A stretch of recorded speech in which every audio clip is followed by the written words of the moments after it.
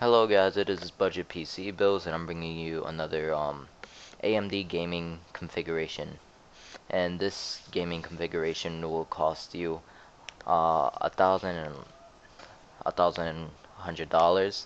So it's basically $100 less than the build I did before featuring Crossfire MSI R9 270s. Excuse me. And I'm gonna be going over the parts and why I choose these parts and how I think it would fit your situation. Now let's go straight to the processor. It features a AMD FX 8350, clocked at 4 gigahertz, stocked out the box. It's also a core CPU, so that is, I think, very good. Considering that most games now are taking advantage of multi-core processors, and that's gonna do you really good. And I wouldn't, I know the video before I featured 9590 FX 9590. I really think that's unnecessary because basically the 9590 is basically a overvolted 8350. So, and plus this CPU has overclocking headroom, so even if you're into, overclocking, well, this is the processor for you, being that it has 8 cores.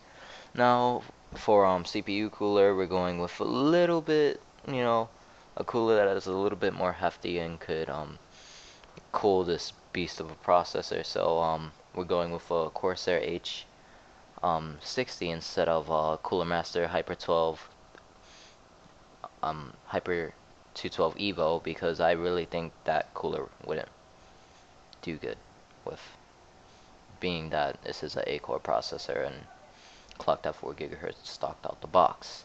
So I'm gonna be letting you guys know now that I am gonna be doing a build of this instead of the $1,200 build, being because that I just don't, I wouldn't go with something that's like pretty much unnecessary, like I'm talking about the 9590 here. So I'm gonna be doing this build instead.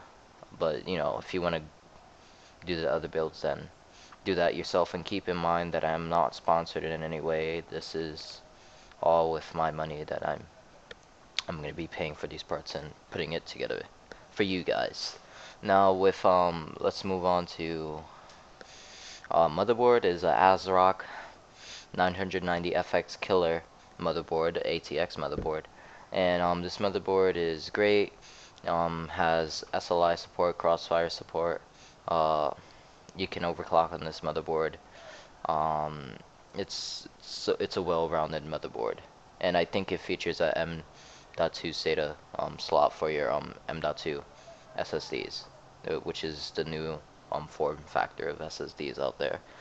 And now moving on to memory, we're going with a Data XPG V2, 8 gigs of RAM, dual channel memory, clocked at 1866 megahertz. And this RAM is gonna do you good, really good actually. You could go with any other brand, but I chose AData because I think they're really reliable in my opinion, and I heard really good reviews about them. And plus, how it's going with the red and black color scheme that it's gonna be all put together in the Fractal Design Fractal Design Define R4 windowed white um ATX mid tower. They really need to figure out their names, man. What a tongue twister. Anyway, um on to storage. For storage we have a SSHD. If you guys don't know what a SSHD, I went over this in my first video. SSHD is basically having a hard drive that performs as well as a SSD. So um, you're getting the speed of a SSD but the capacity of a hard drive. So boot times are going to be basically just close as a SSD. Obviously not the same as a SSD, but really close, and basically makes up for it because of its capacity. And now moving on to the video card.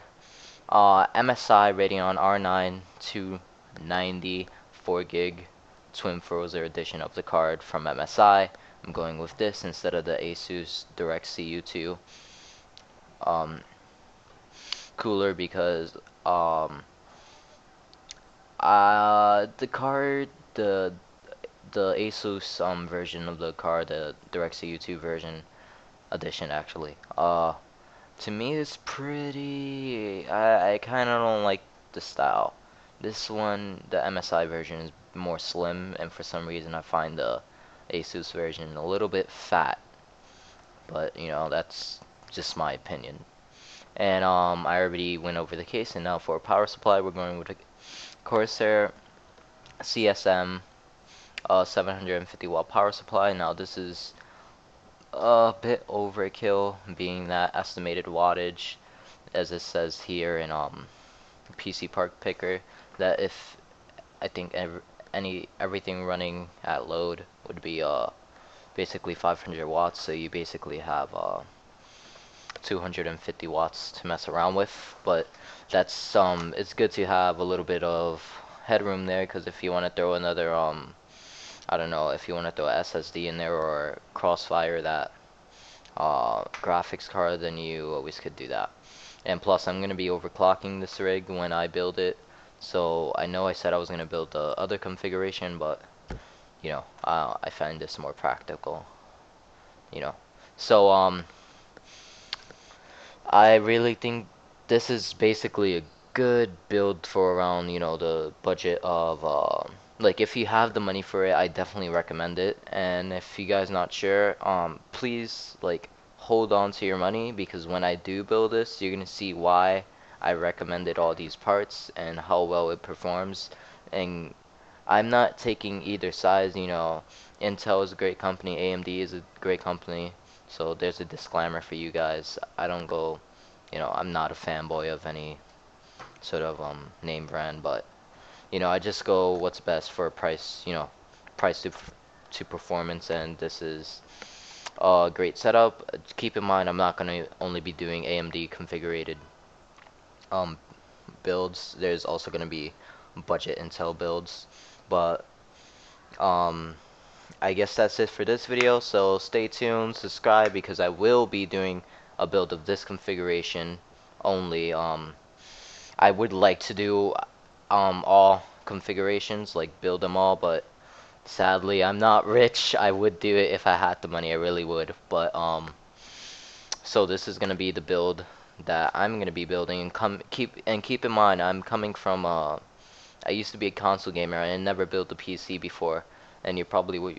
like, yet again, you're probably wondering why did I chose, you know, went with this budget, and why didn't I just start off small and upgrade from there? Because I already know that I'm gonna be keeping this build. It's not like I'm gonna be like, oh, the like some new graphics card came out, let me get that right away. I'm not one of those type of, you know, hardcore PC gamers. I like to keep it, you know, price to performance range instead of overkill. Even though overkill is pretty much getting the newest hardware. But you know, there's nothing wrong with budget builds, because you could build yourself uh, a PC that it probably costs $100 more than an Xbox One or a PlayStation 4, and literally kicks their asses. So this build will basically stomp on a PlayStation 4 or Xbox One, and you'll see that in upcoming benchmarks when I do build this rig, and I'm gonna be recording it, and I will be posting it up on the channel. So guys, this is the end of the video. Like, comment, subscribe. Have any suggestions that I should make on future videos, put it down in the comments below, and see you guys later.